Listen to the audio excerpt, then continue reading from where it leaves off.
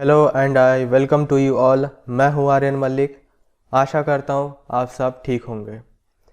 तो हमने वीडियो लाने में बहुत देर कर दी, इसके लिए क्षमा चाहता हूँ। पर तो आज हम डिस्कस करेंगे इस गैप में कितने सारे मेजर इवेंट्स हुए हैं, इनके ऊपर डिस्कस करेंगे। और ये भी डिस्कस करेंगे जो नोवा खावोव डैम था खेरसन में, उसके कोलैप्स के पीछे क्या कारण हो सकता है, और वेस्टर्न कंट्रीज़ के द्वारा रशिया पर ग्लोबल वार्मिंग के लिए कैसे ब्लेम लगाया जा रहा है, इसके ऊपर भी डिस्कस करेंगे। इस वीडियो में आपको बहुत कुछ आगे जानने को मिलेगा। चलिए शुरू करते हैं। ये आप देखिए, Russian have done more damage to themselves. तो यूक्रेनियन डेप्यूटी डिफेंस मिनिस्टर, इनका नाम है हेना मिलर। तो ये जो नोवा खावोव का डैम कोलैप्स हुआ है, हेना मिलर का कहना ये है कि इस कोलैप्स के वजह से अब रशियन आर्मी को ज़्यादा नुकसान उठाना पड़ेगा। तो हम डिस्कस करते हैं कि कैसे। पहले आप ये देख लीजिए डैम कहाँ पर है। तो पहले आप देख लीजिए कि डैम कहाँ पर है। तो ये जो नोवा खावकोवा डैम है, ये यहाँ पर था।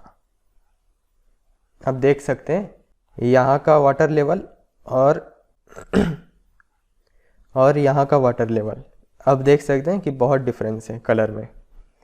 तो इस रीजन में लगभग इस डैम ने 18 क्यूबिक किलोमीटर पानी स्टोर किया हुआ था। तो जब ये डैम कोलैप्स किया तो यहाँ पर इस एरिया में पूरा बाढ़ आ गया। ठीक, तो अब देखते हैं इस बाढ़ के पीछे क्या क्या लॉस हुई है। Dam collapse want effect Ukrainian counter offensive. तो यूक्रेन के पूर्व प्रेसिडेंट पेट्रो पोरोशेंको, इनका ये कहना है कि जो ये कोलैप्स किया है डैम, इससे हमारे जो यूक्रेनियन काउंटर ऑफेंसिव यानी हमलावर जो फौजी हैं, इन पर कोई भी दुष्प्रभाव नहीं पड़ेगा। ये सारा इफ़ेक्ट जो हुआ है, ये सिर्फ सिविलियंस को इफ़ेक्ट करेगा। ये डैम का जो कोलैप्स है, ये सिर्फ सिविलियन को इफ़ेक्ट करेगा। तो ये तो हम समझ सकते हैं कि सिविलियन को ही इफ़ेक्ट करेगा। तो अब हम बात करते हैं कि इस डैम कोलैप्स के पीछे कारण क्या हो सकता है। तो जनरली जब कोई भी कंट्री किसी दूसरे कंट्री पे इन्वेजन करता है, हमला करता है, तो उसके ऊपर वर्ल्ड का दबाव बन जाता है कि आप ये गलत कर रहे हैं। तो इस कारण कभी भी कोई भी इन्वेजन करने वाला कंट्री सिविलियंस पर कभी हमला नहीं करता, सिविलियंस को कभी वो नुकसान नहीं पहुंचाता, क्योंकि इसके वजह से उसे पूरे विश्व का बहुत ज़्यादा दबाव झेलना पड़ जाता है और वो कंट्री लगभग अपना सारा युद्ध का मकसद ही खो देती है। इसीलिए मुझे ये लगता है कि इस डैम के कोलैप्स के पीछे रशिया का हाथ नहीं है, क्योंकि मैंने आपको अपने पिछले वीडियो में बताया था कि रशिया को FATF की मेंबरशिप से निकाल दिया गया है। तो आपको एक और चीज़ मैं दिखाता हूँ।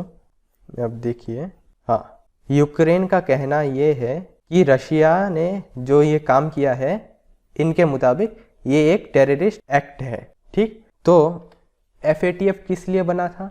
FATF बना है जो भी टेररिस्ट ऑर्गेनाइजेशन है, इन्हें काउंटर करने के लिए, इन्हें रोकने के लिए, इनकी मनी लॉन्ड्रिंग प्रोसेस को बंद करने के लिए। इसी के लिए ही FATF बना है। और जब रशिया को FATF की मेंबरशिप से निकाल दिया गया, तो यूक्रेन का कहना ये है कि FATF का ब्लैक लिस्ट या ग्रे लिस्ट में रशिया को आप डालिए, वेस्ट को और USA को, यूक्रेन का कहना है। इसीलिए मैंने एक और चीज़ आपको कहा था अपने पिछले वीडियो में कि PM मोदी जो USA विजिट कर रहे हैं, वाइट हाउस में डिनर अटेंड करने जा रहे हैं, इसमें एक और USA का कूटनीति प्लान ये हो सकता है कि PM मोदी को कहेंगे कि जब हम रशिया को FATF के ब्लैक लिस्ट या ग्रे लिस्ट में डालेंगे, तब इंडिया कोई भी प्रतिक्रिया ना करे, वो न्यूट्रल रहे और पूरी दुनिया ये आवाज़ ना उठा पाए कि आप रशिया को ग्रे लिस्ट या ब्लैक लिस्ट में मत डालिए, क्योंकि वो एक टेररिस्ट ऑर्गेनाइज करने वाली कंट्री नहीं है, ये सभी जानते हैं। तो इसीलिए कहीं ना कहीं इस डैम को डिस्ट्रक्शन तक पहुंचाने के लिए एक बड़ा सा प्लान किया गया है वेस्ट के द्वारा।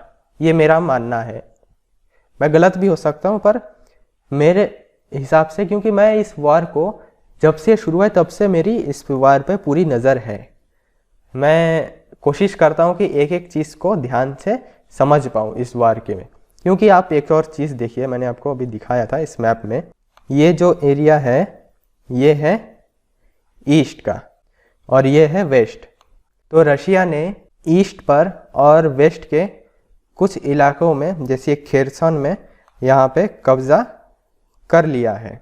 मतलब यहाँ पे इनकी पकड़ मजबूत है, ठीक। तो और जो यूक्रेन की फ़ौज है वो यहाँ पर है, इस एरिया में और इस एरिया में। तो आप देखिए, इस एरिया में रशिया का पूरा कब्ज़ा हो चुका है और ये एक मेजर ब्रिज है, लाइन है, जो इस एरिया को इस एरिया से कनेक्ट करती है यहाँ से। तो जो ये डिनिप्रो रिवर है इसको कनेक्ट करता है ये एरिया, आप देख सकते हैं ये एरिया खेरसन का। तो इस डैम के कोलैप्स करने के बाद ये एरिया में पूरा बाढ़ आ गया है। अब बाढ़ आने की वजह से आप सोच सकते हैं यहाँ पर अगर रशियन आर्मी है, ठीक है, यहाँ पर अगर रशियन आर्मी है तो उसे सपोर्ट कैसे मिलेगा? बैक सपोर्ट रशिया से ही मिलेगा जो ईस्ट में है। तो आर्मी यहाँ से आएगी या यहाँ पे जाएगी, ठीक। तो अब जो ये बाढ़ आ गया है, डैम कोलैप्स कर गया है, तो रशिया अपने जो काउंटर ऑफेंसिव फोर्स है उसको सपोर्ट नहीं दे पाएगी। तो इससे लॉस किसका होगा? रशिया का। और प्रॉफिट किसका होगा? यूक्रेन का।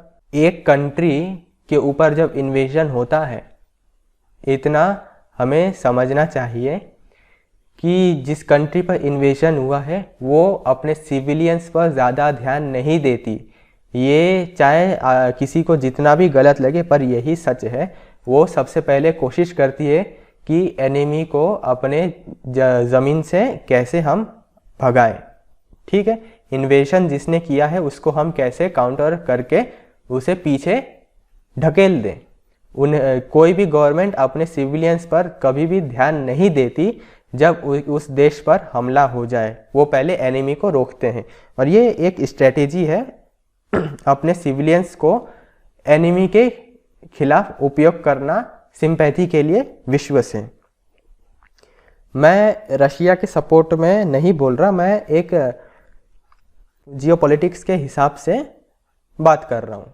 इस डैम के कोलैप्स करने से रशिया पर ही सबसे ज़्यादा प्रेशर बन रहा है। ये देखिए, मैंने एक और चीज़ कहा था आपको, ये देखिए एक और प्रॉब्लम जो रशियन को उठानी पड़ रही है। There is a problem with mines there now because mines have floated away. जो रशिया ने, यहाँ पर आप देख सकते हैं, इस जगह में यहाँ से यहाँ तक रशिया ने पूरा माइंस बिछाया था, ठीक। अब इस एरिया में पूरा बाढ़ आ गया है, तो माइंस जो बिछी हुई थी वो बह गई।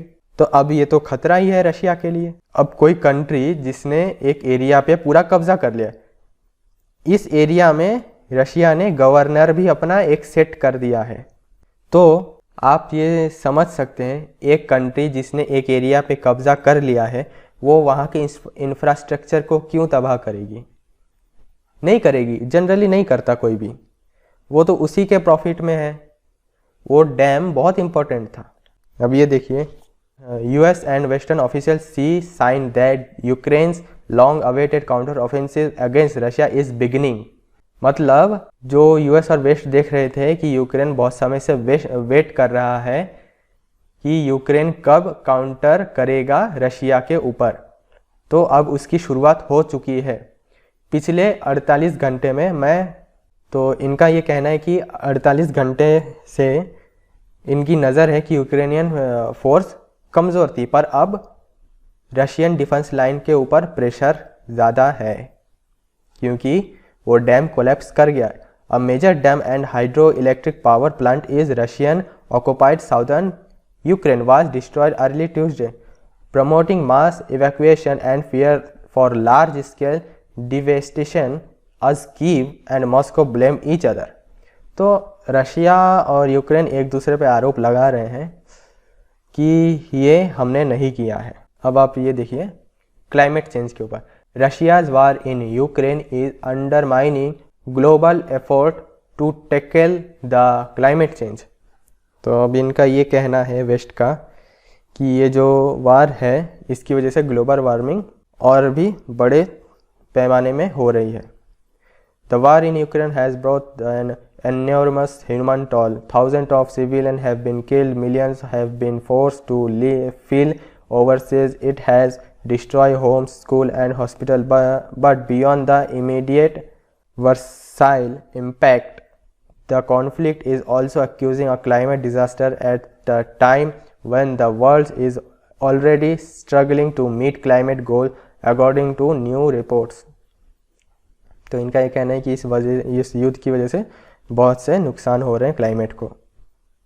A team of carbon accounting experts evaluated the climate impact of the first year of the conflict, which started in February 2022.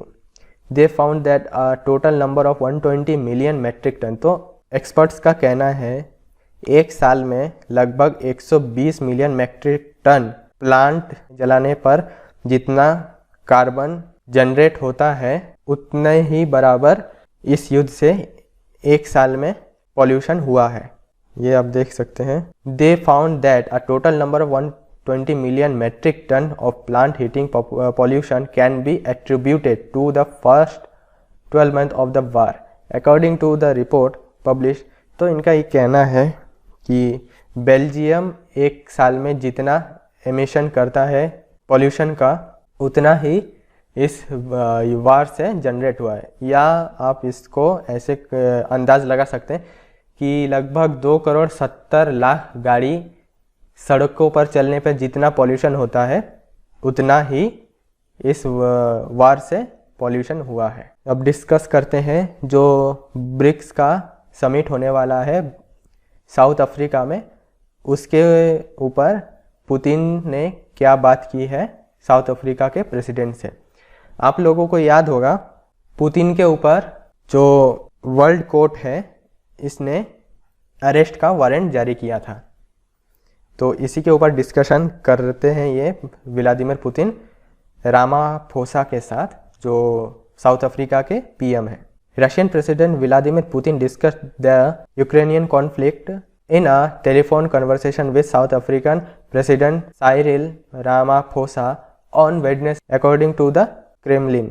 Putin and Ramaphosa discussed issues related to the well-known African initiative to find way to resolve the Ukrainian conflict, the Kremlin readout said. Additionally, the two leaders talked about preparations for the upcoming Russia-Africa summit in July and BRICS summit in the August, and agreed that Putin would soon receive a delegation of African head of state to discuss potential solutions. तो एक bilateral meeting होने वाली है Russia और Africa की जुलाई में, और BRICS का भी एक समिट होने वाला है अफ्रीका में। आप कंफ्यूज मत होइएगा, इंडिया में जो समिट होने वाला है वो एससीओ का होने वाला है, ये ब्रिक्स की बात मैं कर रहा हूँ। तो एक इम्पॉर्टेंट चीज़ ये है कि अफ्रीका ने पुतिन को डिप्लोमेटिक इम्यूनिटी दिया है। अब देख सकते हैं डिप्लोमेटिक इम्यूनिटी क्या होता है। Diplomatic immunity, this protects them against prosecution in the receiving state for the entire period in which they hold their diplomatic post. मतलब अगर किसी व्यक्ति पर वर्ल्ड ने या किसी भी देश ने कोई भी अरेस्ट वारंट उसके ऊपर लगाया है, तो अगर किसी के पास कोई डिप्लोमेटिक इम्यूनिटी हो, यानी अगर वो सरकारी कोई भी पोस्ट में हो, जो जिस देश से वो आया है उस देश को अगर वो रिप्रेजेंट करता हो, तो अगर किसी को डिप्लोमेटिक इम्यूनिटी मिले तो उसको अरेस्ट नहीं किया जा सकता। जब तक वो उस पोस्ट पे रहेगा। तो इसीलिए किसी को भी टेंशन लेने की ज़रूरत नहीं है। तो व्लादिमीर पुतिन आराम से समिट में जा सकते हैं, उन्हें कोई अरेस्ट नहीं कर सकता ऑफिशियली। तो आशा करता हूँ आपको ये न्यूज़ अच्छी लगी होगी, और क्षमा चाहता हूँ जो देरी हुई वीडियो अपलोड करने में। तो प्लीज़ सब्सक्राइब करिएगा, और थैंक यू।